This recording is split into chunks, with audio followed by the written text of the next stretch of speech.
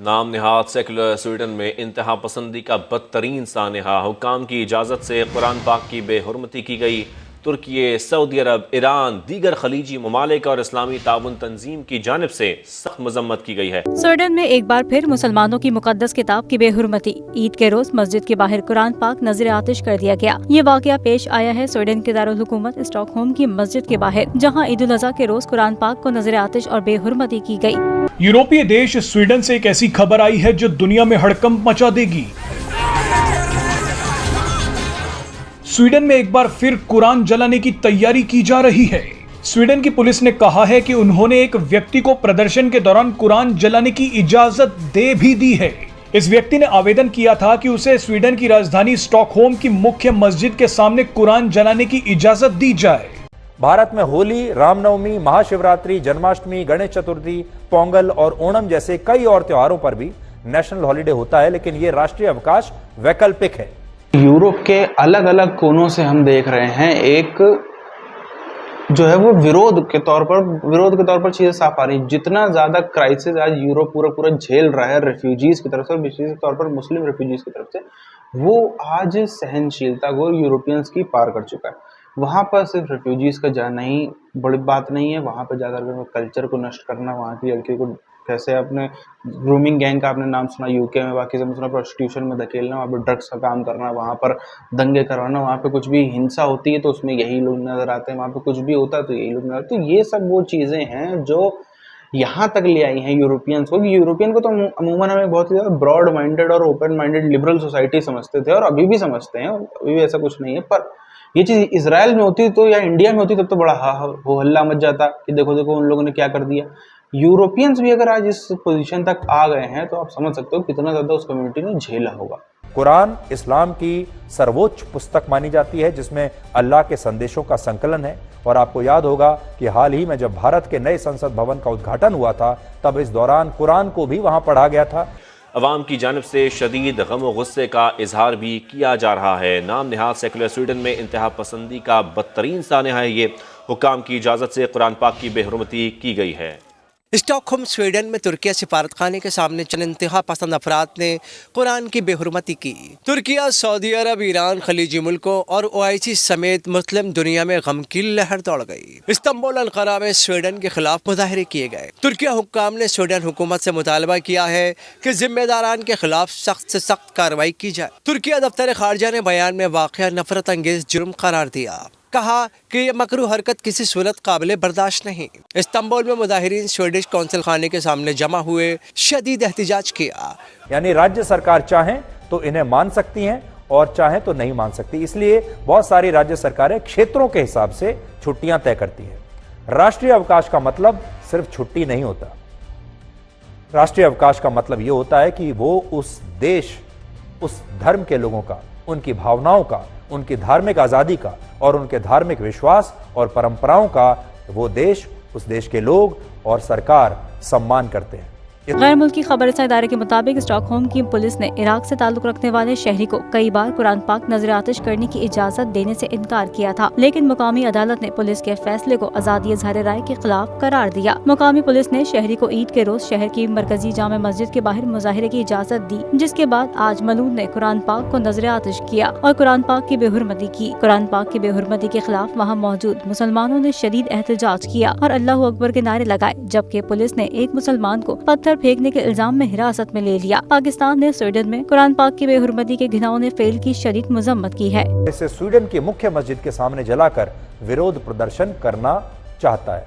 सोचिए ये कितनी बड़ी बात है कि स्वीडन में अदालत के आदेश और पुलिस की मंजूरी से बकरीद पर कुरान जलाई जाएगी, लेकिन फिर भी स्वीडन और स्वीडन जैसे दूसरे पश्चिमी देशों को भारत से ज्यादा धर्मनिरपेक्ष देश माना जाता है। कुरान इस्लाम की सर्वोच्च पुस्तक मानी जाती है जिसमें अल्लाह के संदेशों का संकलन है। और आपको याद होगा कि हाल ही में जब भारत के नए संसद भवन का उद्घाटन हुआ था तब इस दौरान कुरान को भी वहां पढ़ा गया था। व्यक्ति को यह इजाजत मिल गई है। ये व्यक्ति पहले भी कुरान जलाने की कोशिश कर चुका है, लेकिन सबसे बड़ा सवाल है कि स्वीडन में इस व्यक्ति ने कुरान जलाने की इजाजत क्यों मांगी है और ये व्यक्ति कौन है। सवाल ये भी है कि स्वीडन की पुलिस ने इस व्यक्ति को कुरान जलाने की इजाजत किस आधार पर दी है। इस वीडियो में आपको सब कुछ बताएंगे। दरअसल ये पूरा विवाद नाटो संगठन के विस्तार से जुड़ा है। रूस यूक्रेन युद्ध के बाद से ही नाटो के विस्तार की बात की जा रही है। इसी कड़ी में फिनलैंड और स्वीडन नाटो के सदस्य बनना चाहते थे। इसकी मजम्मत करते हैं। सऊदी अरब ने कहा है कि ऐसी इंतहा पसंदी और नफरत अंगेजी मुस्तरद करते हैं। मुत्तहदा अरब अमारात ने कहा है कि ये कभी हरकत इंसानी कदरों और उसूलों की नफी है। कतर ने स्वीडिश हुक्काम की मजम्मत की, कहा कि जिम्मेदार वो हैं जिन्होंने इस हरकत की इजाज़त दी। ईरान ने ये सानहा नफरत और इश्तियाल फैलाने की घटिया कोशिश करार दिया। उर्दन, मिस्र और इस्लामी ताउन तंजीम ने भी स्वीडन वाक़े की मजम्मत की है। गुज़िश्ता रोज़ स्टॉकहोम स्वीडन में तुर्किया सिफारत खाने के सामने चंद इंतहा पसंद अफराद ने कुरान की बेहुरमती की। बहुत अरसे से, बहुत लंबे समय से कुरान जलाकर विरोध प्रदर्शन करने की मांग कर रहा था और स्वीडन की पुलिस ने उसकी इस मांग को खारिज कर दिया था कि आप कुरान नहीं जला सकते वहां। लेकिन इसके बाद ये एक्टिविस्ट अदालत गया और फिर स्वीडन की अदालत ने कहा कि जब तक किसी विरोध प्रदर्शन से सार्वजनिक सुरक्षा को, पब्लिक सिक्योरिटी को खतरा नहीं होता, नेशनल सिक्योरिटी को खतरा नहीं होता। मुस्लिम देशों ने इसका विरोध किया। स्वीडन पुलिस ने कुरान जलाने वालों पर एक्शन लिया और विरोध प्रदर्शनों में कुरान जलाने पर बैन लगा दिया। लेकिन अब स्वीडन में साल्वन मोमिक नाम के एक शख्स ने बकरीद के दिन मस्जिद के बाहर कुरान जलाने की मांग की है। स्वीडन में यह विरोध अचानक इसलिए उठा है क्योंकि जुलाई के महीने में नाटो की एक बड़ी बैठक होने वाली है। स्वीडन को लग रहा है कि तुर्की एक बार फिर उसकी सदस्यता का समर्थन नहीं करेगा।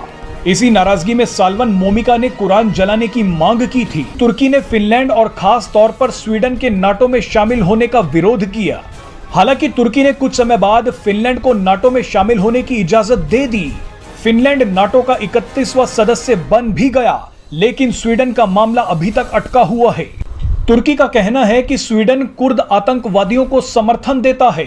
तुर्की कुर्द आतंकवादियों को अपना दुश्मन मानता है, इसीलिए तुर्की स्वीडन को नाटो में शामिल होने की इजाजत नहीं दे रहा।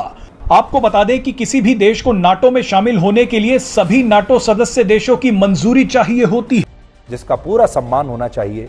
और उसे जलाने के बारे में अगर कोई व्यक्ति बात करता भी है तो उस व्यक्ति को कम से कम इसकी इजाजत तो नहीं ही मिलनी चाहिए।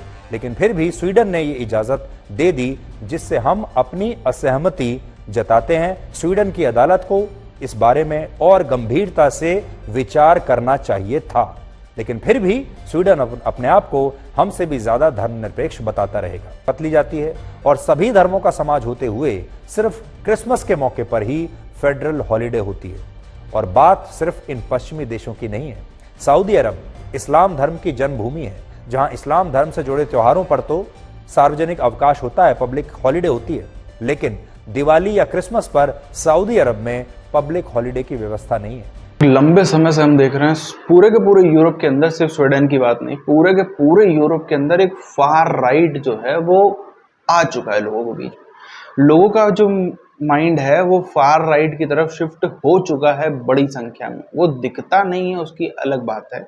उसके आधार पे बहुत से ज़्यादातर लोग वोट भी नहीं करते हैं, वो भी एक अलग बात है, पर वो चीज़ हो चुकी है। भारत में भी अगर हम देखें तो बहुत सारे ऐसे लोग आपको नजर आएंगे जो सपोर्ट करते होंगे आम आदमी पार्टी को, Bahujan Samaj party, Samajwadi party, TMC, Congress, अन्य पार्टियों को, लेकिन एक वो जो राइट विंग है, वो राइट आइडियोलॉजी उनके मन में भी आ चुकी भारत के अंदर। तो ये विश्व भर में एक चेतना जो है वो आ रही है, हम देख रहे हैं। अब इसके बाद जैसे हमने फ्रांस में देखा था, तकरीबन 2-2.5 साल पहले की बात है, फ्रांस में हमने देखा था जब पूरा पूरा विवाद हुआ, मैक्रोन साहब की फोटो लोग जला रहे थे, भारत में भी लोग जला रहे हैं, सब कुछ कर रहे हैं। तब भी बात क्या थी, मैक्रोन साहब ने क्या कहा था कि देखो भाई, अपना मैगजीन जो भी छाप रहा है, उसमें जो भी फोटो छाप रहा है, वो लोगों का फ्रीडम ऑफ स्पीच है, उनका अपना राय, जो उनकी राय है उसको आज़ादी से रखने का उनको अधिकार है, और ये अधिकार वो छीन नहीं सकते। भाई आपको नहीं पसंद आ रहा था उधर मत जाओ। और ऐसा भी नहीं कि पाकिस्तान की तरफ से कुछ होता नहीं, या जो यूरोप के अंदर का आज हम देखें तो एक बहुत बड़ी समस्या आ गई है रेफ्यूजीज की। सिर्फ पाकिस्तान से ही नहीं, पाकिस्तान तो यूरोप से कितना दूर है। आप देखो मिडिल ईस्ट के जो ज़्यादातर गरीब कंट्रीज़ हैं उनमें वैसे ज़्यादातर गरीब ही हैं, 2-4 को छोड़ो, 2005 के बाद में पैसा है, बाकी सब गरीब हैं। उन 2005 में भी गरीबों की आबादी कोई कम नहीं है। तो उन देशों से भारी मात्रा में लोग रिफ्यूजी बन के घुसते हैं यूरोपियन कंट्रीज के अंदर, और वो ग्रीस से चालू होकर के आगे धीरे धीरे पूरे यूरोप में फैल जाते हैं। कोई देश नहीं है जो बचा हो। उसके बाद उनकी कमी थी, जो पाकिस्तानी बांग्लादेशी भी पहुंच जाते हैं, पाकिस्तानी कुछ ज़्यादा ही पहुंच जाते हैं, सीधे यहाँ से लिबिया फ्लाइट पकड़ेंगे, लिबिया से बोट से उधर घुस जाएंगे यूरोप में। और ये लोग वहाँ जाकर क्या करते हैं, शांति से काम करो तो शायद पब्लिक इतना विरोध करे भी ना, लेकिन वहाँ जा करके पूरी तरीके से जो एक इन्वेडर मानसिकता होती है ना, इन्वेडर के सामने वाले की संस्कृति को जितना ज़्यादा नष्ट कर सकते हो नष्ट करो। छोटी छोटी जगहों पे ऐसे इलाके, अपने कुछ जगह पे 1 मकान, फिर 4 मकान, फिर 5 मकान, पूरी वहाँ पे आबादी फैल जाएगी। वो पॉकेट जो होता है, पूरा शहर है, उस पॉकेट के बीच में एक पॉकेट पूरा पाकिस्तान बन गया है, मिनी पाकिस्तान बन गया। ऐसे छोटे छोटे पाकिस्तान बनते चले जा रहे हैं यूरोप के अलग अलग जगहों पर। ये सब वो कारण हैं जिसके चलते वहाँ की पब्लिक परेशान हो रही। और परेशानी में फिर अब अपने हिसाब से लोग कुछ भी करते हैं, कुछ भी वो जलाएं ना जलाएं वो अलग मुद्दा हो जाता है, वो अलग ही चीज़ हो जाती है उसके हिसाब से। खैर स्वीडन ने तो, कोर्ट ने क्या कह दिया आप सबको पता ही है क्या कह दिया। पर बड़ी बात यह है कि आखिर लोग वहाँ तक पहुँचे क्यों, आखिर लोगों को क्या, जो कि यूरोप के लोगों को तो हम लोग बहुत ही ज़्यादा लिबरल या ओपन माइंडेड समझते हैं, वो तो इतने संकीर्ण मानसिकता समझे नहीं जाते। अगर यही चीज़ कहीं इजराइल में हो रही होती तो पूरी दुनिया पीछे पड़ जाती। देखो यहूदियों ने क्या कर दिया, ये वो। यूरोप में भी अगर यूरोप के ब्रॉड माइंडेड लोग भी अगर यदि वहाँ तक पहुँच रहे हैं, इतना ज़्यादा परेशान हो जा रहे हैं कि उनको ऐसे ऐसे कदम उठाने पड़ रहे हैं, तो फिर आप समझ सकते हो कि वो कितना ज़्यादा पूरी कम्युनिटी यूरोपियंस की फेस भी कर रही होगी।